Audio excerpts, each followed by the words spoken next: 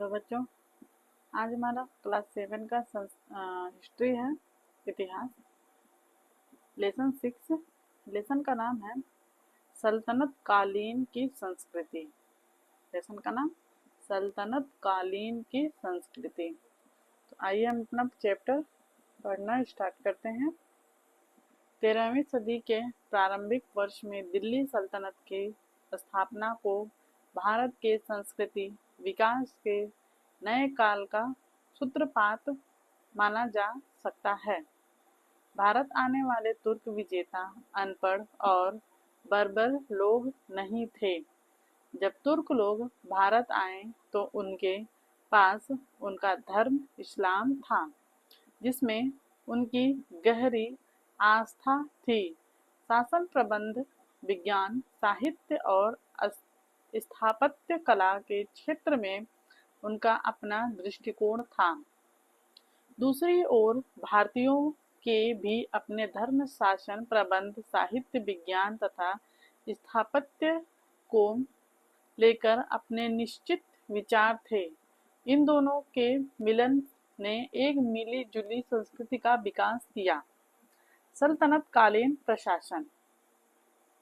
दिल्ली सल्तनत का प्रारंभ 1206 ईस्वी में तथा अंत 1526 ईस्वी में हुआ। इस प्रकार भारत में सुल्तानों ने लगभग 300 वर्ष तक शासन किया। सल्तनत काल में सुल्तान का स्थान सर्वाधिक महत्वपूर्ण था। सारी राजनीतिक, कानूनी और सैनिक सत्ता उसी में निहित थी। वह राज्य की सुरक्षा और व्यवस्था के लिए जिम्मेदार था। इस तरह वह प्रशासन के लिए भी जिम्मेदार था। सुल्तान ही सेना का प्रधान होता था। कानून और न्याय की व्यवस्था करना भी उसी का दायित्व था। इस कार्य के लिए वह न्यायाधीशों की नियुक्ति करता था। उसके किसी भी पदाधिकारी के न्याय के खिलाफ उससे सीधे अपील की जा सकती थी। न्याय करना शासक का महत्वपूर्ण दायित्व था। केंद्रीय शासन। केंद्रीय शासन में सुल्तान का पद महत्वपूर्ण होता था। सुल्तान ही सेना का सबसे बड़ा अधिकारी होता था। युद्ध और संधि के संबंध में वही निर्णय लेता था।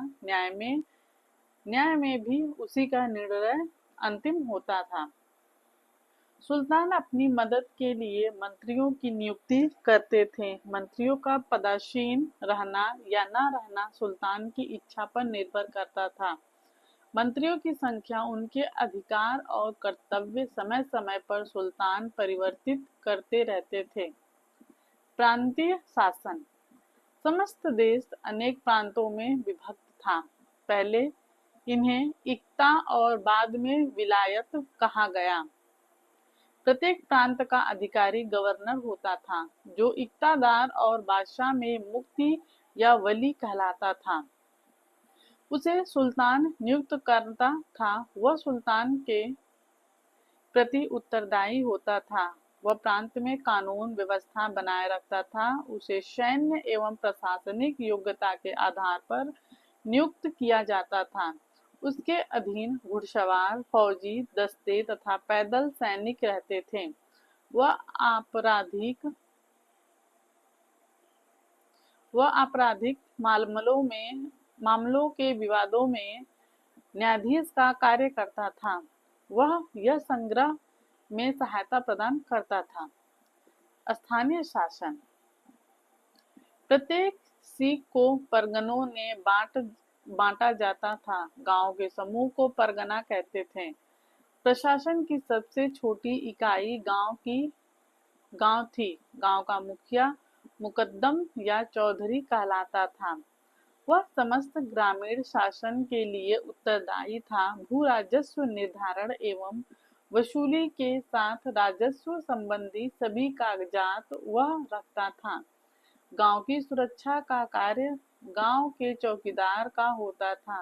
गांव के ये तीनों अधिकारी वंशानुगत होते थे। इन्हें वसूले गए भू राजस्व का एक भाग प्राप्त होता था। गांव का प्रशासन ग्राम पंचायतों के माध्यम से होता था। इसीलिए मध्यकालीन भारत में ग्रामीण स्तर पर प्राचीन परंपराएं यथावत रहीं। दिल्ली के सुल्तानों ने दिल्ली सल्तनत के निर्माण में महत्वपूर्ण योगदान दिया, परंतु इनके अधिकतर उत्तराधिकारियों के अयोग्य होने के कारण सल्तनत की शक्ति कम होती गई। सल्तनत के विभिन्न भागों में बहुत से इक़्तिदारों ने नए राज्य बना लिए। उत्तर भारत में सल्तनत के कुछ प्रांत थे जो भारत में स्वतंत्र राज्य बन गए, जैसे जौनपुर, बंगाल, मालवा, गुजरात, कश्मीर तथा मेवाड़। अब है सल्तनत कालीन समाज।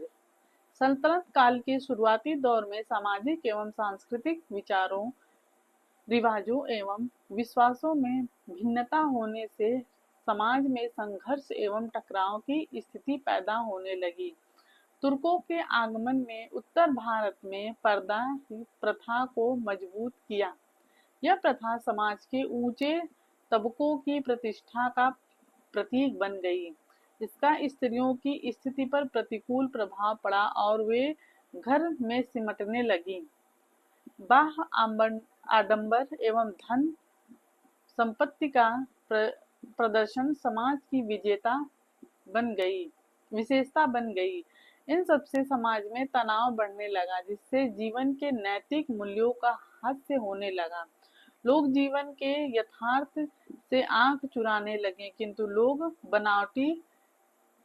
बनावटी जीवन से थकने लगे। उन्होंने एक ऐसे वातावरण की आवश्यकता हुई जिसमें सामाजिक जीवन के नैतिक मूल्यों को बचाया जा सके। इसी समय भक्तों और सूफी संतों का पदार्पण हुआ।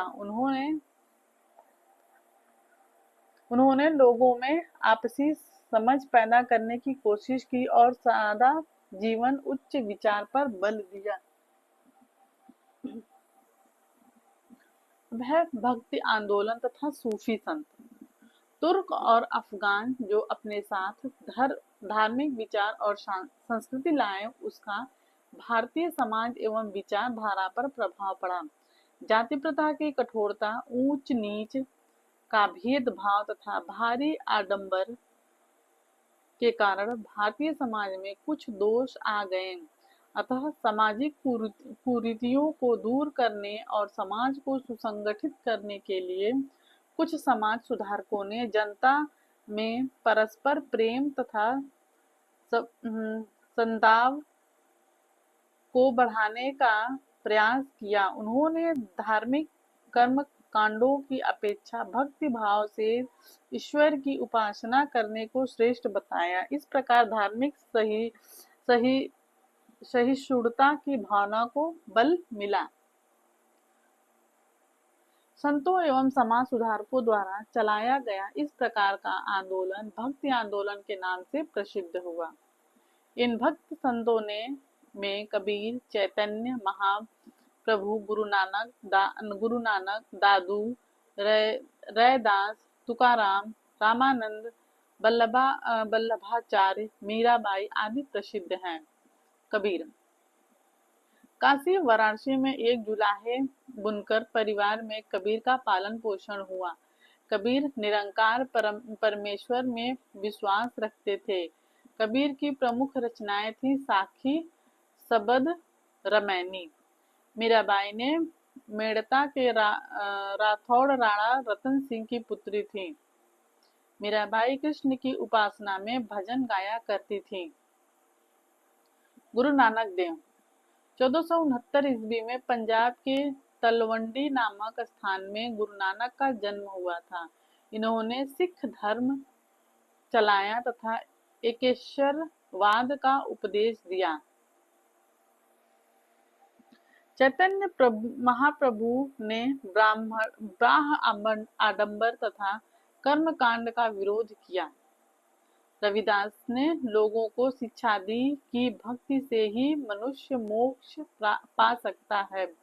रामानंद ने शुद्ध आचरण एवं भक्ति पर विशेष बल दिया।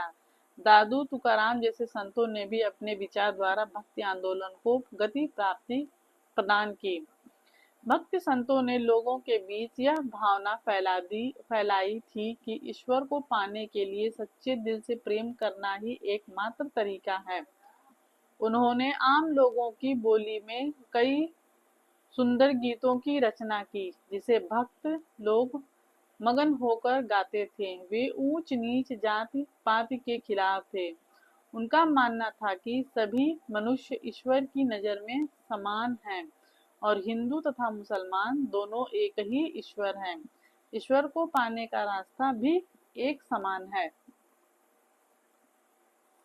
अब है चैतन्य महाप्रभु। इनकी भक्ति संतों की तरह कई मुसलमान संत भी थे जो सूफी संत कहलाए। इन सूफी संतों में अजमेर के ख्वाजा मोइनुद्दीन चिश्ती, दिल्ली के हजरत निजामुद्दीन औलिया, पंजाब के बाबा फरीद बहुत जाने माने सूफी संत थे। भक्त संतों और सूफी संतों के विचार आपस में बहुत मिलते जुलते थे। सूफियों ने इस बात पर जोर दिया कि सच्चे दिल से अल्लाह को प्रेम करना और अपने बुरे कामों पर पश्चाताप करना अल्लाह को पाने का सही तरीका है। सूफी संत के अनुयायी एक ईश्वर में विश्वास करते थे। शांति अहिंसा एवं सहिष्णुता एवं मानवता के प्रति प्रेम की भावना में भी उनका अटूट विश्वास था। सूफी संतों से हिंदू एवं मुसलमान दोनों ही अत्यधिक प्रभावित हुए। लला देव कश्मीर की विधवा ब्राह्मण औरत थी।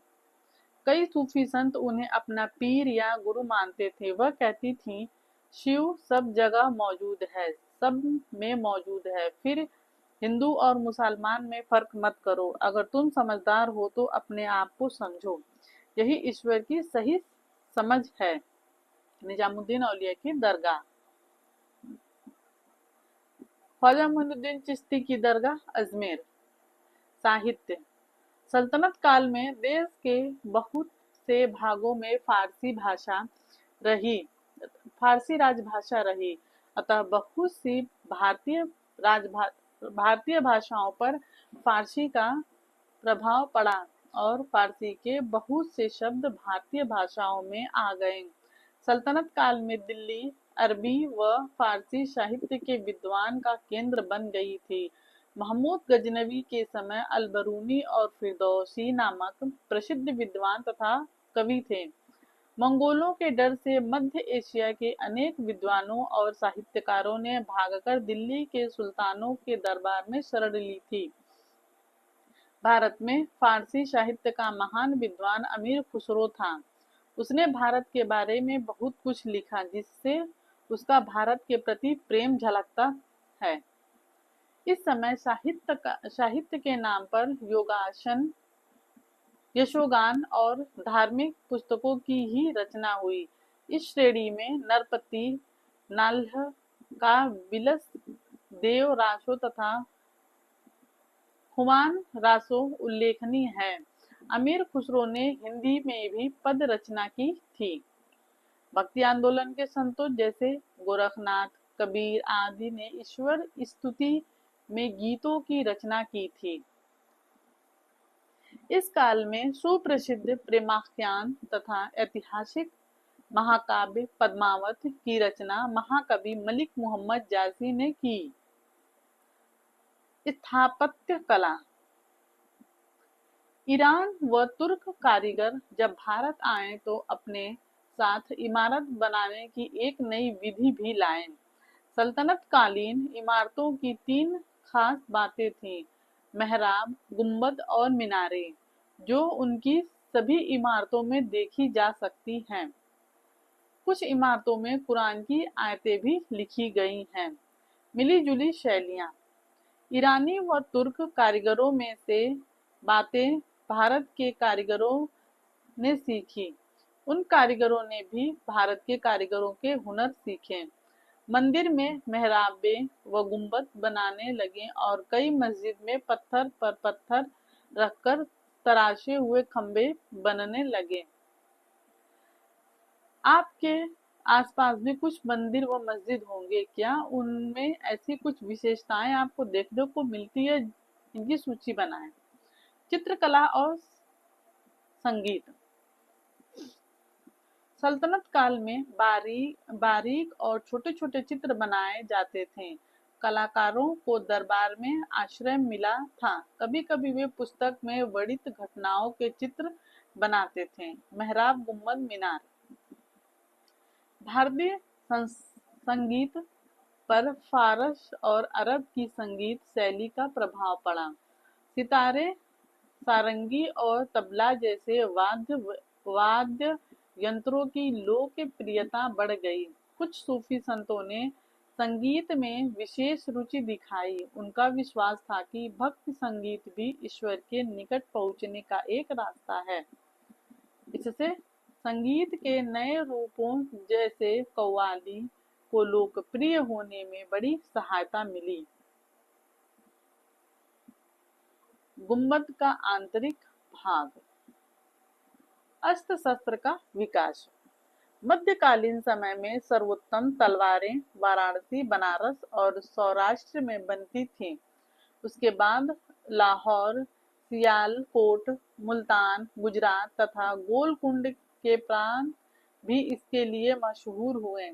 राजस्थान एवं गुजरात में निर्मित जमधार, छुरे, धनुष तथा तीरों की बड़ी मांग थी। सियालकोट तथा मेवाड़ की तोड़ेदार बंदूक सर्वोत्तम होती थी। तोड़ेदार बंदूकों के अलावा लोहे का उपयोग सब प्रकार के कवच ढाल हथियार, बंदूक तथा तोप के गोले आदि में होता था। इतिहास एवं खगोल शास्त्र। सल्तनत काल में आयुर्विज्ञान तथा खगोल विद्या जैसे कुछ विज्ञान विषयों में अनुसंधान को सुल्तानों तथा अमीरों का संरक्षण प्राप्त था। वे इन कार्यों के लिए प्रोत्साहन देते थे। बर्नी ने अपनी तारीख ए फिरोजशाही में चिकित्सकों और खगोल शास्त्रियों की एक लंबी तालिका प्रस्तुत की है। मौलाना सदरुद्दीन तथा अजीमुद्दीन मध्यकालीन युग के प्रसिद्ध चिकित्सक थे। मच्छेंद्र प्रसाद वैद्य थे और जो मशहूर शल्य चिकित्सक थे। मध्य काल में से प्रमाण मिलते हैं जिनसे पता चलता है कि देश में अनेक जर्राह या शल्य चिकित्सक थे। वे केवल शल्य चिकित्सा जैसे कि ऑपरेशन ही नहीं करते थे बल्कि कृत्रिम अंग भी बनाकर लगा सकते थे। वे काटकर पथरी निकाल देते थे, मोतियाबिंद को समाप्त कर डालते थे। कृषि। देश की आबादी में ज्यादातर लोग किसान थे। वे कड़ी मेहनत करते थे। देश के विभिन्न भागों में आए दिन अकाल पड़ने और युद्ध होने से किसानों को कठिनाइयों का